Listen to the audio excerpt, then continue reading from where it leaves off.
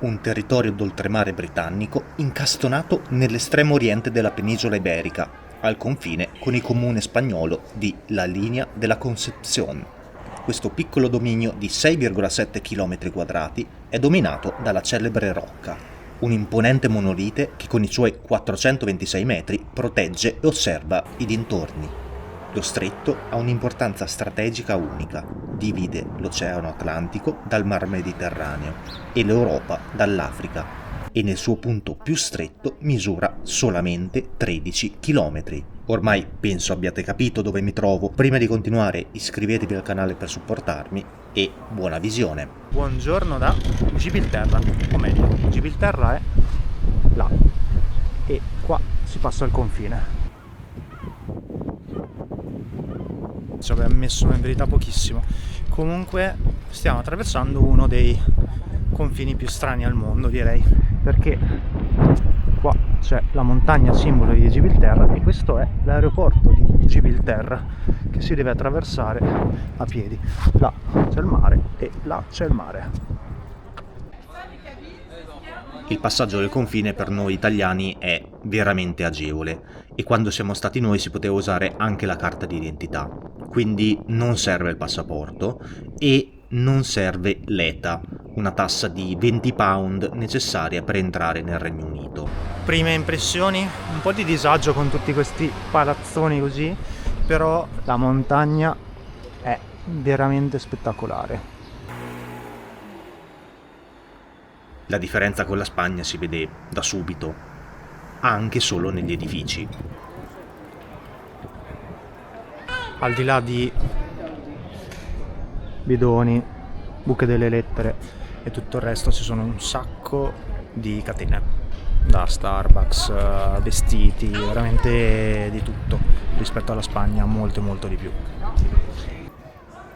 Il centro di Gibilterra non ha molto da offrire, tenete conto che ha circa 40.000 abitanti e molti non sono qui in pianta stabile.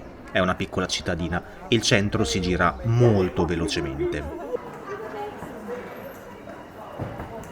Questa è la cattedrale fondata nel 1462.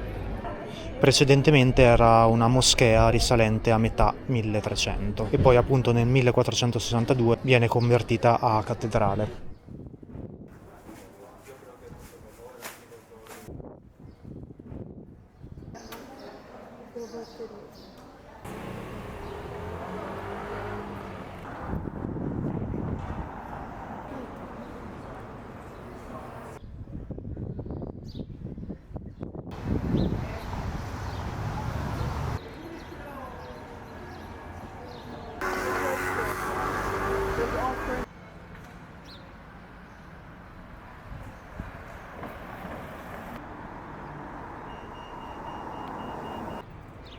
Continuando verso sud si arriva al giardino botanico, classico giardino botanico ma gratuito, quindi vale la pena fare una breve visita se avete tempo e voglia.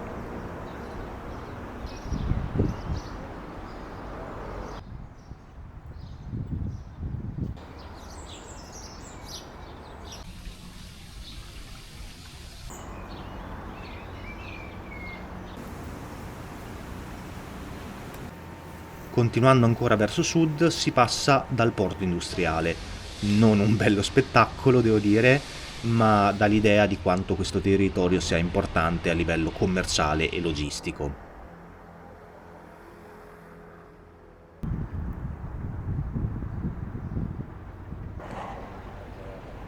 Per fortuna il paesaggio è dominato da mare da una parte e montagna dall'altra, quindi in generale è molto bello. Si iniziano a vedere anche le prime scimmie, le famose scimmie di Gibilterra, che in verità vedremo domani, visto che oggi ci concentreremo sulla parte bassa e non sulla montagna.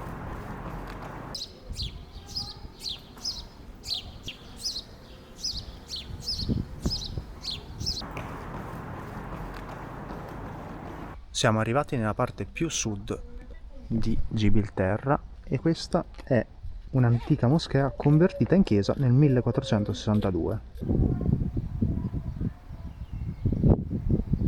Altro edificio religioso, la moschea risalente al 1997 e regalo del re dell'Arabia Saudita.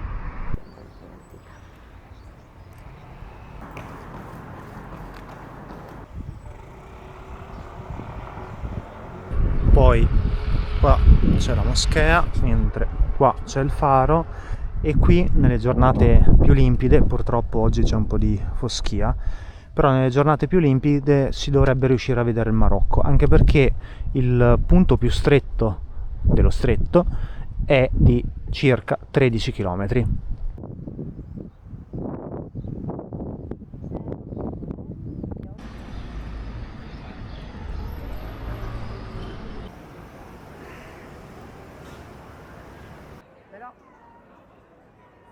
Visto che all'andata abbiamo fatto tutto il territorio a piedi da nord a sud, al ritorno prendiamo l'autobus, 2 passi in centro e poi a Nanna prima della seconda giornata qui.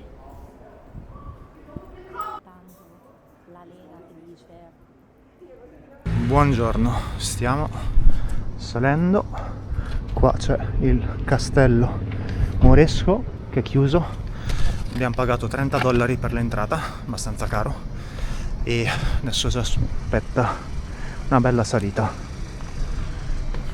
Prima tappa, subito dopo la biglietteria, questi tunnel.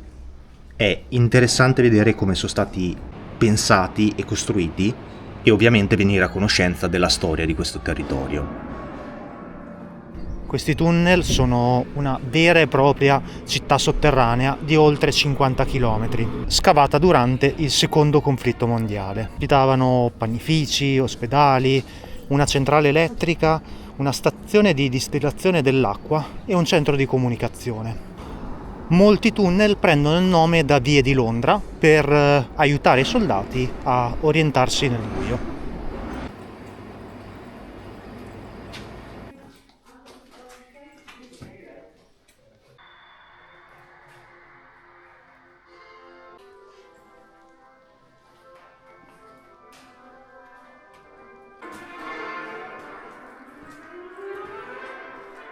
Dai tunnel si sbuca su questo balcone che è una vista molto bella.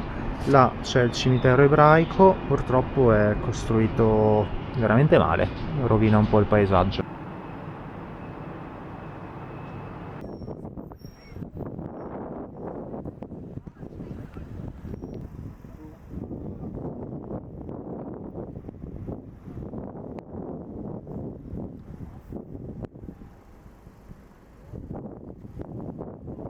Adesso continuiamo verso questi tunnel che sono stati scavati a mano durante il Grande Assedio, quindi fine 1700.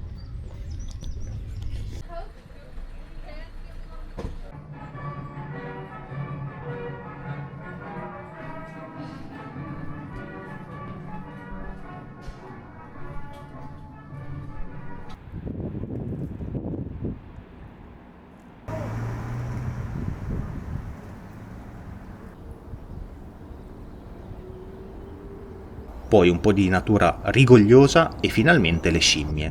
Si tratta di bertucce, gli unici primati selvatici in Europa. La leggenda narra che finché le scimmie rimarranno sulla rocca, Gibilterra resterà britannica. Durante la seconda guerra mondiale la popolazione si ridusse moltissimo, tanto che vennero importati altri esemplari dal nord dell'Africa. Oggi sono quasi 300 e sono sotto osservazione, anche se il comportamento di turisti e tassisti andrebbe decisamente rivisto.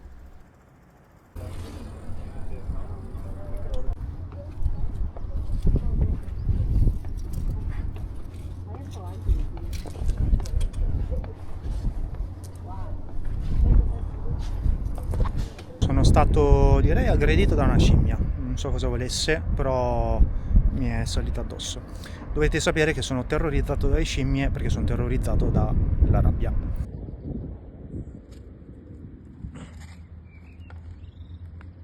Oh!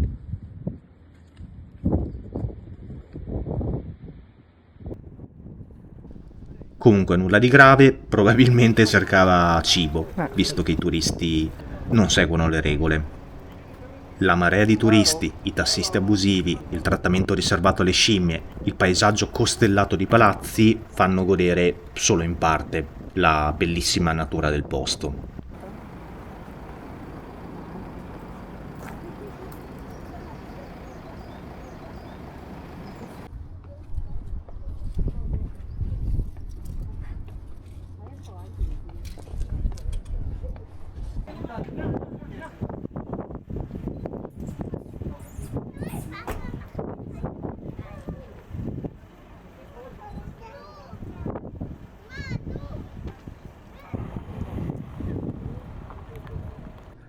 Poi la grotta di St. Michael, che un tempo si credeva fosse senza fondo e che collegasse direttamente Europa e Africa.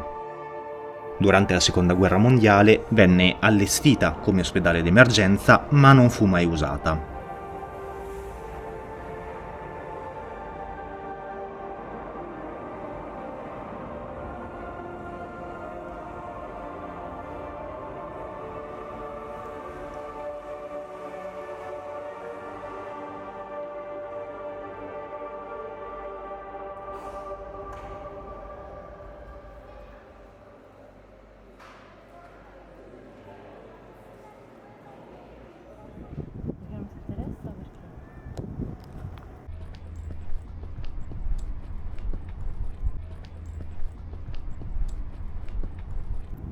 Andando verso l'uscita si incontra il monumento alle colonne d'Ercole, che nell'antichità indicavano la fine del mondo conosciuto. Tradizionalmente le colonne vengono collocate una sul versante africano e l'altra proprio qui, sulla rocca di Gibilterra.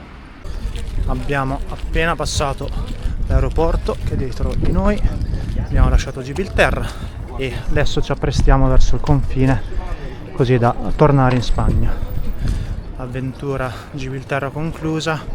Devo dire che non mi ha lasciato una grandissima impressione. Alla fine la città non ha nulla di speciale, se non che è una città inglese attaccata alla Spagna. La montagna è molto bella, ma appunto nulla di straordinario. Comunque io vi ringrazio di essere rimasti fino alla fine e vi do appuntamento settimana prossima, sempre mercoledì, sempre alle 18. A presto!